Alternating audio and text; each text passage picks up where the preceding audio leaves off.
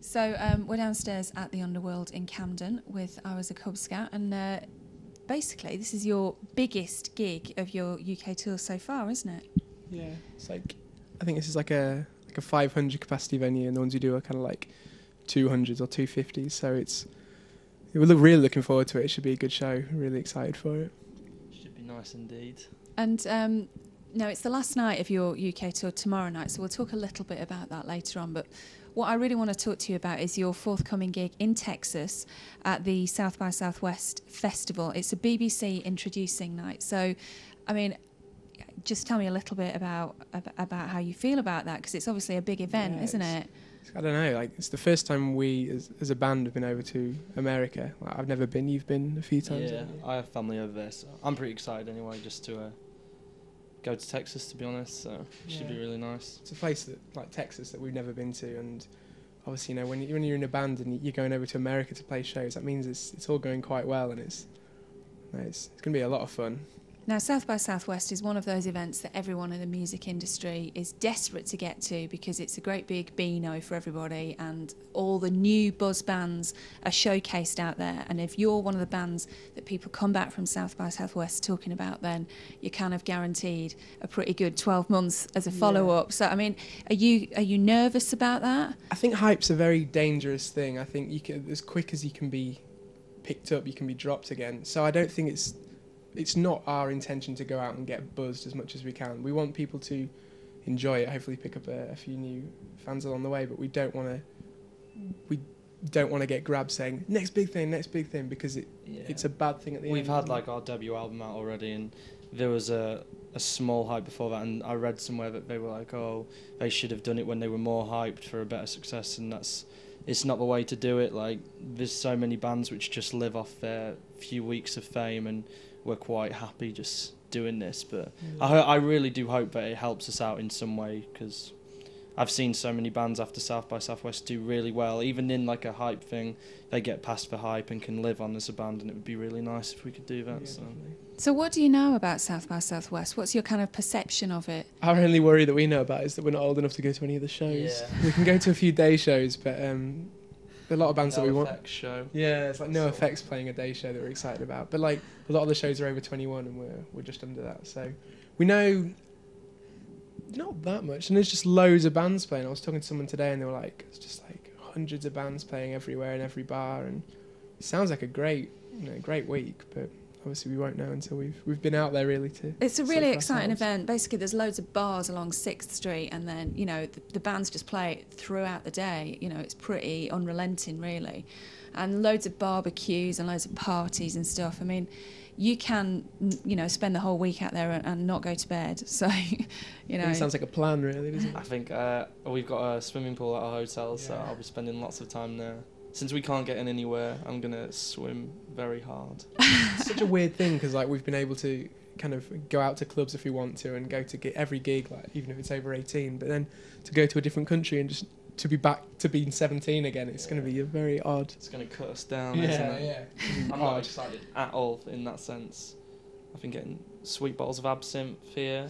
I'm going to be trapped. I probably won't even be able to serve meat or something stupid like that. I think kids can have a lot of burgers out there by the looks of it. You'll have to get your ID sorted out anyway to make sure that you can get into some of the bars. So tell us what you think about the other bands that are playing on because you're obviously playing as part of the BBC introducing night, and Steve Lamac's kind of handpicked you guys and the other bands on the bill. So, I mean, what do you make of that? Well, I guess, it's fantastic, because, you know, we respect what Steve says. He helped us out from the beginning with a lot of things. Like, he's always helped us out, and he's helped out with a lot of our friends' bands as well, like the Lincoln scene. He's had his odd say about, and obviously, I'm quite excited. Well, I just think he's curated it, so it'll be good. Yeah, we trust what he says, and again, we can't thank him enough for how much he's helped us. So, again, thank him for this, and it should be good. I don't think we've had the chance to listen to the bands yet, but we're gonna have a check out now. We've seen the full lineup, and I'm sure it'd be brilliant. And the whole kind of concept of BBC introducing is that, you know, new bands like yourself, I mean, I know you don't consider yourselves to be a new band because your debut album's out, but to a wider audience that maybe isn't as kind of up on its new music, it's a good opportunity. It's kind of a launch pad for you to be known to a wider general public. So what do you think about the other bands that you're playing with, like MGMT and Florence and the Machine? I don't know.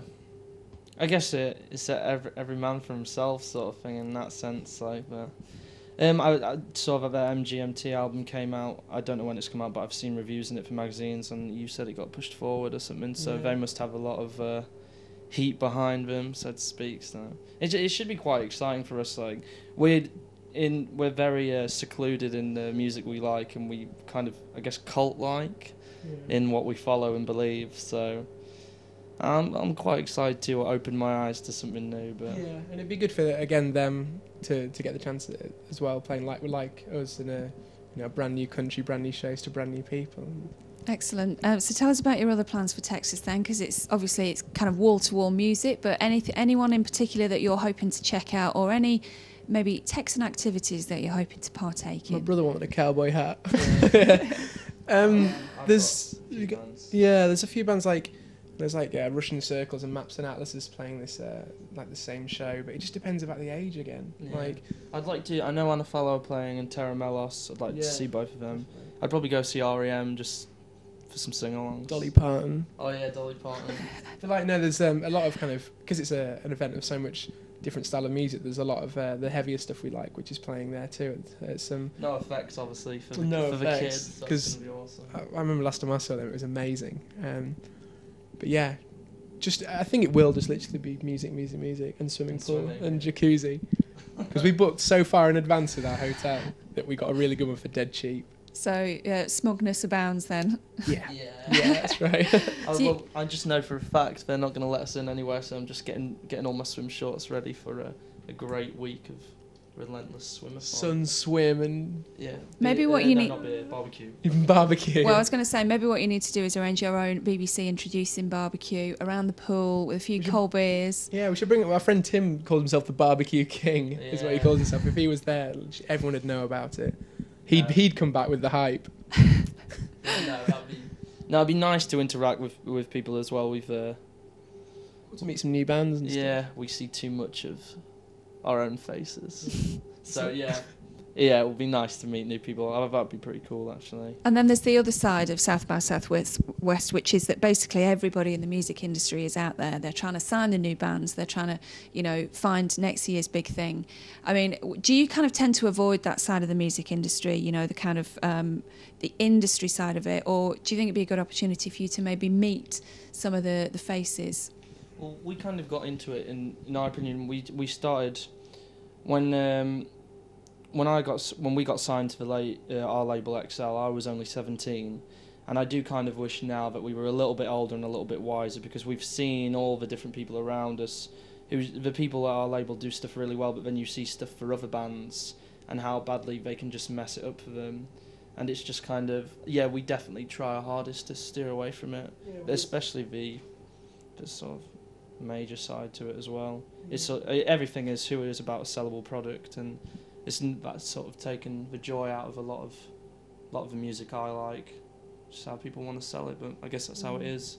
Everything's a business, isn't it? So. And then sadly with everything being a business, I mean, I guess we've got to think about the future as well, and the more people we know, the merrier. Like for when we're 30 odd and we don't want to be jumping around. We've got sore necks. As old as that?